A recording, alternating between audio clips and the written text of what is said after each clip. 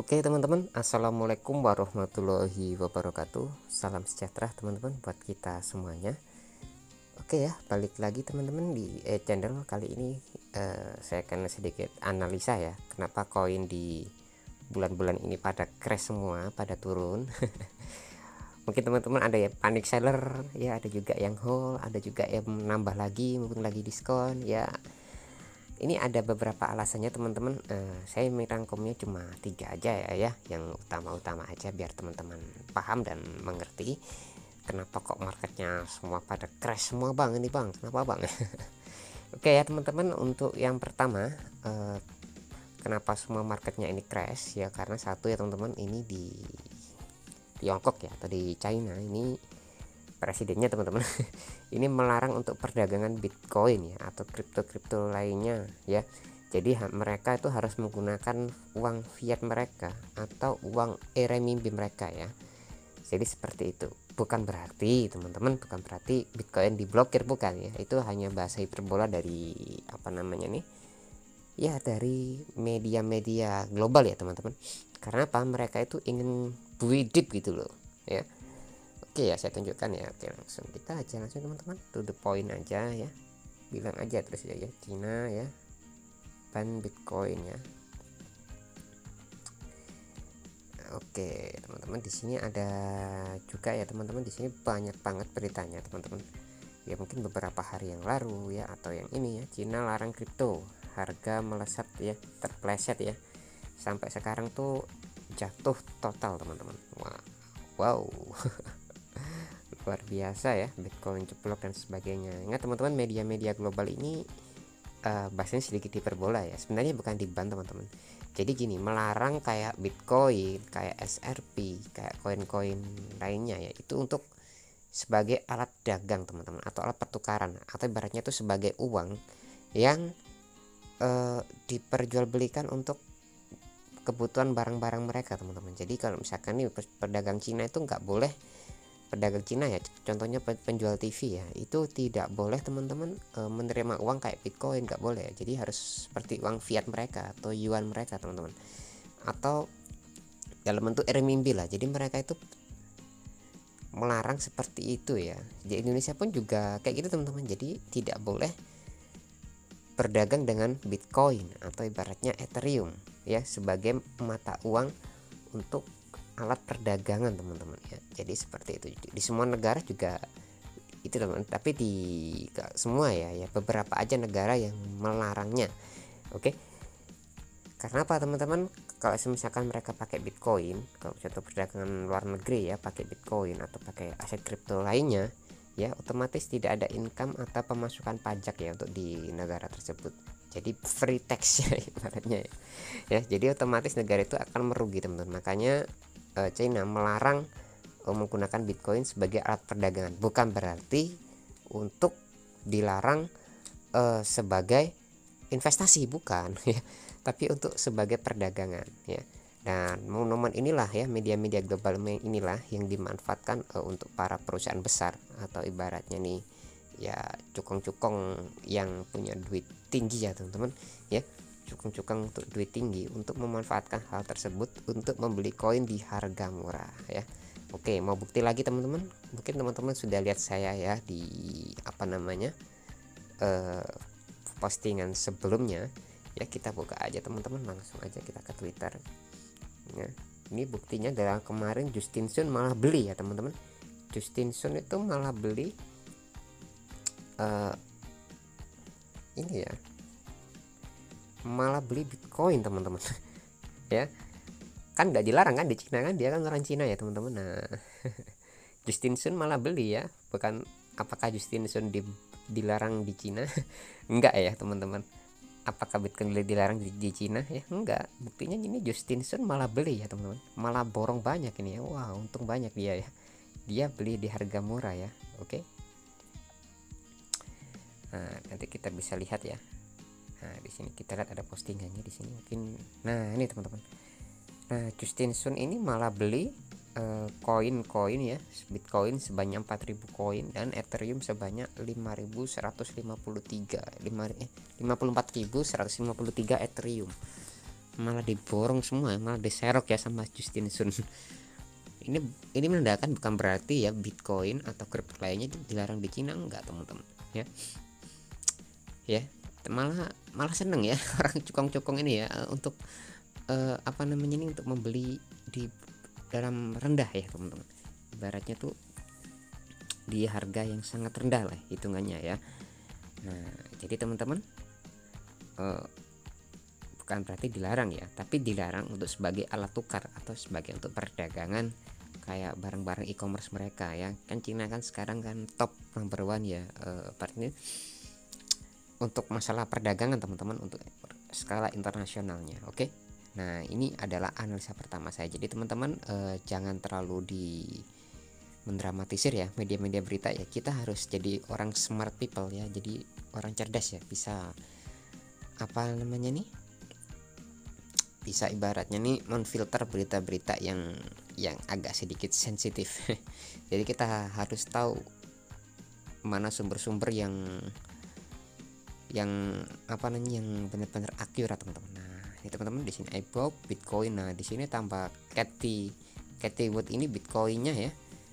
Malah dia mendukung Bitcoin sampai 500.000 K. Waduh, 500.000 US dollar ya. Tesla ya dia juga masih hold teman-teman ya di sini. Oke, dan alasan yang kedua teman-teman mungkin teman-teman tahu ya. Tesla ya, kita buka aja teman-teman. Kita harus pintar-pintar ya jadi orang ya. Kita Elon Musk ini teman-teman sekarang tidak menggunakan cuitannya kemarin ya. Ini alasan salah satu drop banget Bitcoin ya teman-teman. Mungkin dia menjual, mungkin saya nggak tahu juga. Dijual di atas terus bilang Dogecoin, dia beli Dogecoin ya. Dogecoinnya mungkin cukup banyak ya di sini teman-teman. Nah, di sini teman-teman ada sebuah cuitan yang cukup dramatis di sini ya. Do you want Tesla accept Dogecoin? Jadi Tesla ingin mengganti Bitcoin untuk apa namanya ini, penjualan produk-produk mereka menjadi Dogecoin teman-teman. Jadi Bitcoin dengan Dogecoin ya sebenarnya sama aja ya. Dogecoin, Dogecoin itu sebenarnya sama ya, menggunakan mining atau ibaratnya itu miner ya. Miner itu ya sama aja teman-teman, menggunakan listrik ya. Menggunakan listrik. Jadi Tesla itu beranggapan ya, jadi ya si Elon Musk ini jadi kalau menggunakan Bitcoin pembayaran otomatis memakan listrik ya yang cukup banyak, dan emisi karbon pun juga ikut meningkat ya. Ya. Jadi itu alasannya. Jadi Elon Musk ini sepertinya ingin go green gitu ya. Perusahaannya tuh tanpa gas, tanpa bahan bakar fosil. Tapi tidak semua negara itu sekarang menggunakan batu bara ataupun yang sumber daya minyak untuk pembangkit listriknya ya. Banyak beberapa negara-negara maju ya. Contohnya aja teman-teman di Cina. Di Cina itu untuk listrik terbesarnya itu di bendungan teman-teman. Jadi pembangkit tenaga air ya.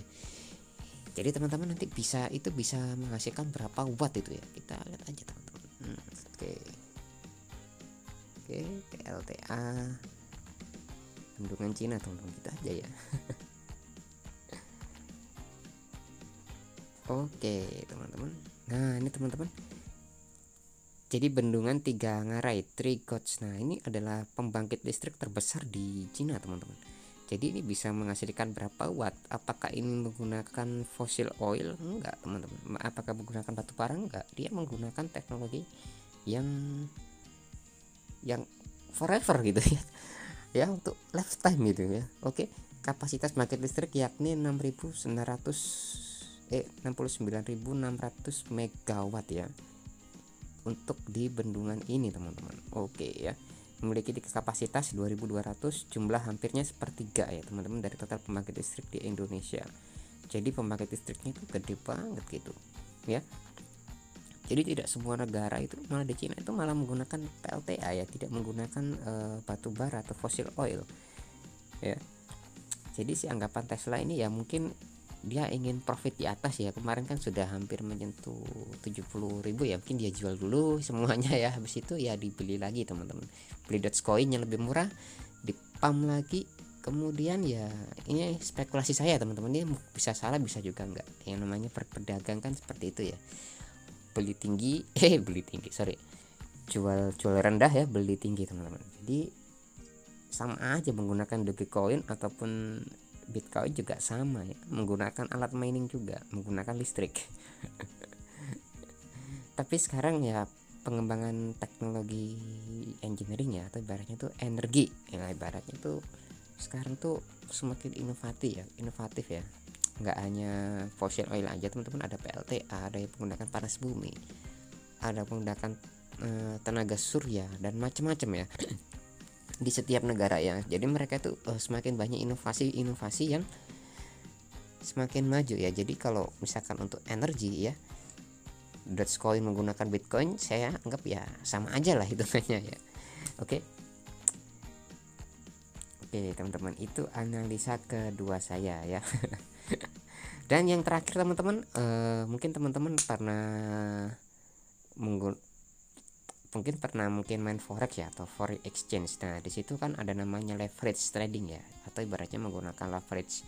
Jadi kita modal katakan $10, kita bisa trading sebanyak $100, bahkan bisa sampai $1000 teman-teman, tergantung leverage-nya kita. Nah di crypto itu juga ada juga yang sama teman-teman, menggunakan leverage trading. Nah leverage trading itu seperti ini ya, nanti saya tunjukkan dulu pasar ya, kita menggunakan pasar. Nah leverage trading itu seperti ini teman-teman ya. Jadi kita bisa pinjam koin ya, kemudian kita tradingkan ya, kita pinjamkan dengan menjaminkan aset kita yang kecil tadi. Nah ini juga bisa menyebabkan crash teman-teman, atau ibaratnya tuh koin-koin itu pada tumbang ya. Nah itu aja sih teman-teman alasannya ya. Jadi leverage trading ini mungkin kalau anda teman-teman tahu forex ya seperti itu ya contohnya. Tapi saya tidak menyarankan teman-teman ini untuk menggunakan leverage trading, karena ini high risk ya, high risk juga, dan juga high return, sama aja teman-teman.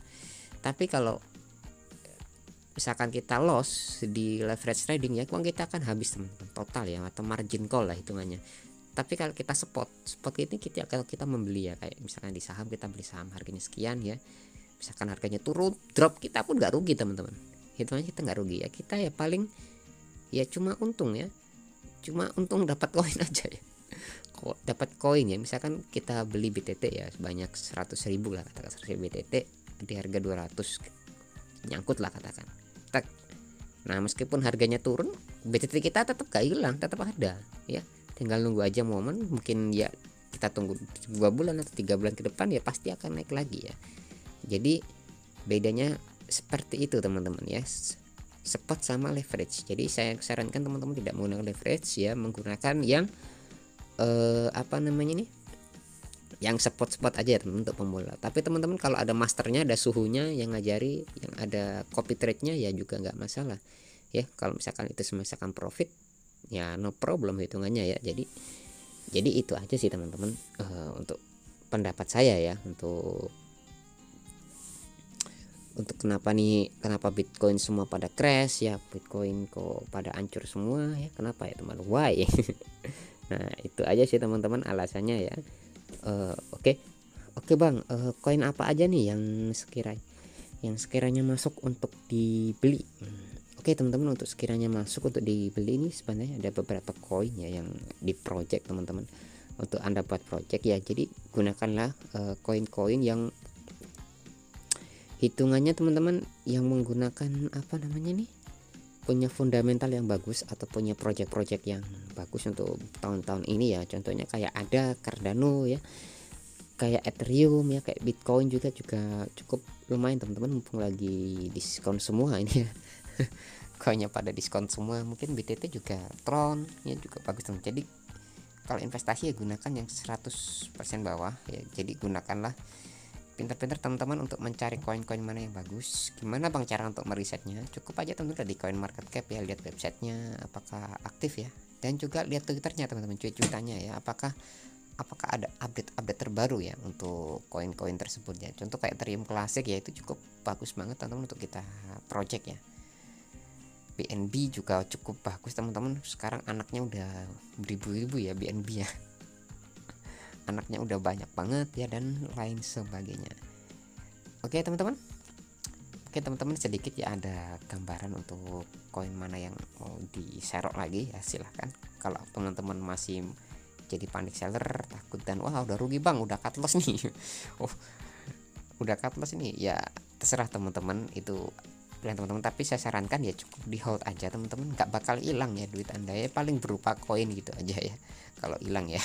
Berupa koin tapi nggak hilang teman-teman, pasti berupa koin. Jadi saya sarankan trading ini pakai uang yang dingin-dingin aja ya, siap loss juga teman-teman, tapi nggak loss amat ya, jadi nggak bakal habis duit Anda, tenang aja ya, pasti berupa koin. Oke, jadi gunakan uang dingin, jangan menggunakan uang ya sekiranya kepikiran ya, jangan ya, cukup modal seadanya aja, 1 juta 2 juta 100 ribu boleh bang, boleh ya, 100 ribu ya, gunakan yang secukupnya aja ya.